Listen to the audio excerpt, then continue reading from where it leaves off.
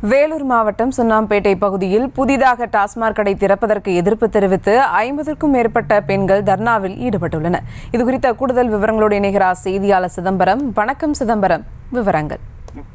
வணக்கம் சுபா. நிச்சயமாக வேலூர் மாவட்டம் குடியாத்தம் காமராஜர் பாலம் அருகே உள்ள சுண்ணாம்புப்பேட்டை பகுதியில் புதிதாக டாஸ்மாக் கடை திறப்பதற்கான பணிகள் சில நாட்களாக மேற்கொள்ளப்பட்டு வருகிறது.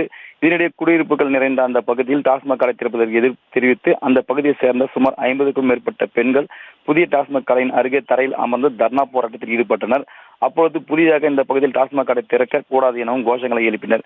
மேலும் சம்பவ இடத்திற்கு வந்த குடியாத்தம் போலீசார் இது குறித்து அதிகாரிகளுக்கு தகவல் தெரிவித்து உரிய நடவடிக்கை எடுப்பதாக குடியாத்தம் நகர போலீசார் உறுதியளித்தனர். இதனையடுத்து போராட்டத்தில் ஈடுபட்ட பெண்கள் அங்கிருந்து கலைந்து சென்றனர். இதனால் பகுதியில் சிறிது நேரம் பரபரப்பான சூழல் ஏற்பட்டது. சுபா, விவரங்களுக்கு நன்றி சிதம்பரம். செய்திகளை உடனுக்குடனும் துல்லியமாகவும் தெரிந்து கொள்ள சப்ஸ்கிரைப் பண்ணுங்க.